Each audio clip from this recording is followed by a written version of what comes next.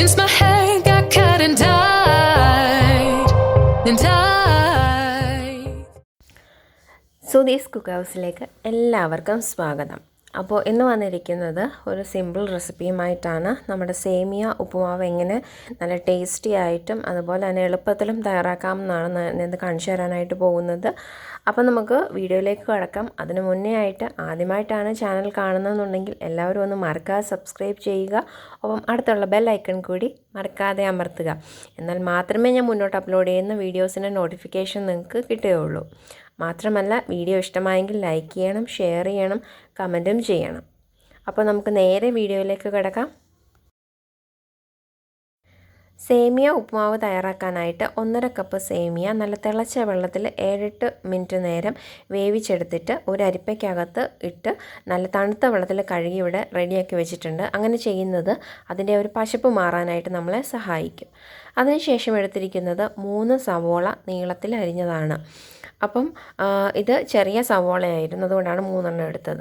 2 carrot നീളത്തിലരിഞ്ഞത്, ഒരു വലിയ ക്യാപ്സിക്കത്തിൻ്റെ പകുതി നീളത്തിലരിഞ്ഞത്, ഒരു മീഡിയം സൈസ് ഇഞ്ചി നീളത്തിലരിഞ്ഞത്, ഒരു പച്ചമുളക്. ഇത്രയാണ് ഞാൻ എടുത്തിരിക്കുന്നത്. പച്ചമുളകിൻ്റെ അളവ് വേണമെങ്കിൽ നിങ്ങളുടെ ഇഷ്ടത്തിനനുസരിച്ച് കൂട്ടുകയും ചെയ്യാം. ഇനി നമുക്ക് ഇതൊന്ന് റെഡിയാക്കി എടുക്കാം. അതിനായിട്ട് ചൂട് കട്ടിയുള്ള ഒരു പാത്രം ചൂടാക്കുക. അതിലേക്ക് 2 ടേബിൾ സ്പൂൺ വെളിച്ചെണ്ണ ഒഴിച്ചു കൊടുക്കുക. അപ്പം നമ്മൾ ഉപ്പുമാവൊക്കെ ചെയ്യുമ്പോൾ വെളിച്ചെണ്ണയിൽ ചെയ്യുമ്പോൾ നല്ല ടേസ്റ്റ് ഉള്ളതായിട്ട് എനിക്ക് തോന്നിയിട്ടുണ്ട്. ഇനി അതിലേക്ക് നമുക്ക് 1/2 ടീസ്പൂൺ അളവിൽ കടുകിട്ട് കൊടുക്കാം.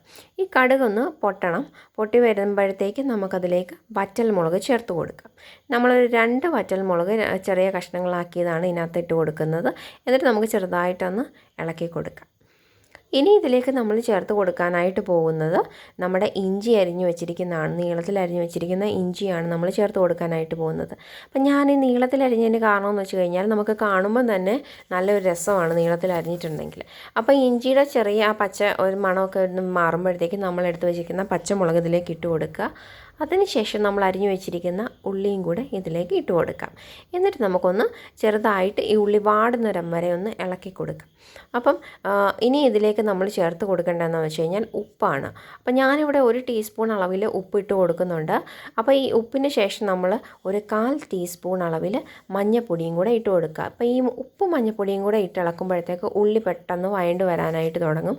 അതുകൊണ്ടാണ് നമ്മൾ അങ്ങനെ ചേർക്കുന്നത്. അത് മാത്രമല്ല ഉപ്പുമാവിനൊരു കളറും കിട്ടും മഞ്ഞൾപ്പൊടി ചേർക്കുമ്പോഴത്തേക്ക്. ഇനി നമുക്ക് കറിവേപ്പിലയും കൂടി ഇട്ട് കൊടുക്കാം. ഇപ്പോൾ എൻ്റെ കയ്യിൽ ഫ്രഷ് കറിവേപ്പില ഇല്ലാത്തത് കൊണ്ടാണ് അപ്പം ഞാൻ കുറച്ച് കറിവേപ്പില ചേർത്ത് കൊടുത്തത്. ഇനി നമുക്ക് ഇതൊന്ന് ഇളക്കി റെഡിയായിട്ട് വരുമ്പോഴത്തേക്ക് ഇതിനകത്തേക്ക് നമ്മൾ ക്യാരറ്റ് ഇട്ട് കൊടുക്കാം. അതേപോലെ ക്യാപ്സിക്കം ഇട്ട് കൊടുക്കുക. അതിനുശേഷം ഇതൊക്കെ പച്ചക്കറിയൊക്കെ നമുക്കൊന്ന് വഴറ്റിയെടുക്കാം. ഇപ്പം പച്ചക്കറി നിങ്ങൾക്ക് ബീൻസ് ഉണ്ടെങ്കിൽ ബീൻസൊക്കെ ഇട്ട് കൊടുക്കാം. ഓരോരുത്തരുടെ ഇഷ്ടത്തിനനുസരിച്ച് നമുക്ക് ചേർത്ത് കൊടുക്കാവുന്നതാണ്. ഇനി നമുക്കൊന്ന് ഇളക്കിയതിന് ശേഷം നമുക്കൊന്ന് മൂടി വെച്ച് ഒരു 2 മിനിറ്റ് നേരത്തേക്കൊക്കെ നമുക്കൊന്ന് അടച്ചു വെച്ച് എടുക്കാം. അപ്പം പച്ചക്കറിയൊക്കെ ചെറുതായിട്ടൊക്കെ ഒന്ന് വെന്ത് കിട്ടും. അപ്പോൾ ഇത് തന്നെ ഇങ്ങനെ തന്നെ കണ്ടിന്യൂസ് ആയിട്ട് നമ്മൾ ചെയ്യണം. അപ്പോഴത്തേക്ക് ഒന്ന് എല്ലാം നല്ലതായിട്ടൊന്ന് വഴണ്ട് എന്ന് തോന്നുന്ന സമയത്ത് നമുക്ക് എടുത്ത് വെച്ചിരിക്കുന്ന സേമിയ ഇതിലേക്ക് ഇട്ട് കൊടുക്കാം. അപ്പം ഞാൻ ഉപ്പിടാതെയാണ് കേട്ടോ വേവിച്ചെടുത്തിരിക്കുന്നത്. എന്നിട്ട് നമുക്ക് നമ്മൾ ഉള്ളിക്കകത്ത് ഉപ്പ് ചേർത്തിട്ടുണ്ടായിരുന്നു. ആ ഉപ്പ് തന്നെ എനിക്ക് ധാരാളമായിരുന്നു.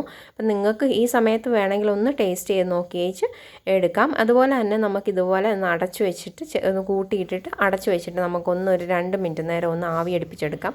അപ്പോഴത്തേക്ക് നമ്മുടെ ഉപ്പുമാവിൻ്റെ ആ ഉപ്പും അതുപോലെ പച്ചക്കറികളും എല്ലാം കൂടെ ഒന്ന് നല്ലതായിട്ട് എല്ലാം കൂടെ ഒന്ന് ചേർന്ന് വരും. അപ്പോൾ നമുക്ക് ഏകദേശം 2-3 മിനിറ്റ് കഴിഞ്ഞിട്ടുണ്ട്. അപ്പോൾ നമുക്കിതൊന്ന് എടുത്തിട്ട് വീണ്ടും ഒന്നും കൂടെ ഒന്ന് ഇളക്കി കൊടുക്കാം. എന്നാൽ ശരിക്കും നല്ല ടേസ്റ്റി ആയിട്ടുള്ള ഒരു ഉപ്പുമാവാണ്. അപ്പോൾ കുട്ടികൾക്കൊക്കെ നല്ലതാണ്. നമ്മൾ ഈ പച്ചക്കറിയൊക്കെ ഇട്ട് ചെയ്തെടുക്കുമ്പോഴത്തേക്ക് നമുക്കെന്താ പറയുക, നല്ല ടേസ്റ്റായിട്ട് കുട്ടികൾക്ക് കഴിക്കാൻ പറ്റും. അപ്പോൾ കുട്ടികൾക്ക് എടുക്കുമ്പോൾ കുറച്ച് എരിവ് കുറച്ചിട്ട് എടുത്താലും മതി. അപ്പോൾ അവർക്ക് നല്ലതായിട്ട് കഴിക്കാൻ പറ്റും. പച്ചക്കറികളൊക്കെ ആ കൂട്ടത്തിൽ തന്നെ അവർക്ക് കഴിച്ചെടുക്കാനായിട്ടും പറ്റും. അപ്പം നമ്മളുടെ ഇളക്കി റെഡിയാക്കി വെച്ചിട്ടുണ്ട്. ഇത്രയേ ഉള്ളൂ നമ്മളുടെ സേമിയ ഉപ്പുമാവ് ചെയ്യുന്ന റെസിപ്പി എന്ന് പറയുന്നത്. അപ്പോൾ എല്ലാവരും ഇങ്ങനെ ഒന്ന് ട്രൈ ചെയ്ത് നോക്കുക. എന്നിട്ട് എങ്ങനെയുണ്ടായിരുന്നു എന്ന് കമൻറ്റ് ബോക്സിൽ മറക്കാതെ കമൻറ്റ് ചെയ്യുക. അപ്പോൾ ഇഷ്ടമായെങ്കിൽ ലൈക്ക് ചെയ്യണം, ഷെയർ ചെയ്യണം.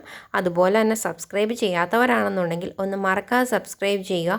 ഒപ്പം അടുത്തുള്ള ബെൽ ഐക്കൺ കൂടി ഒന്ന് ക്ലിക്ക് ചെയ്യുക. എന്നാൽ മാത്രമേ ഞാൻ മുന്നോട്ട് അപ്ലോഡ് ചെയ്യുന്ന നല്ല നല്ല വീഡിയോസിൻ്റെ നോട്ടിഫിക്കേഷൻ നിങ്ങൾക്ക് കിട്ടുകയുള്ളൂ. അപ്പം നമുക്ക് മറ്റൊരു വീഡിയോയിൽ കാണാം. അതുവരേക്കും ബൈ.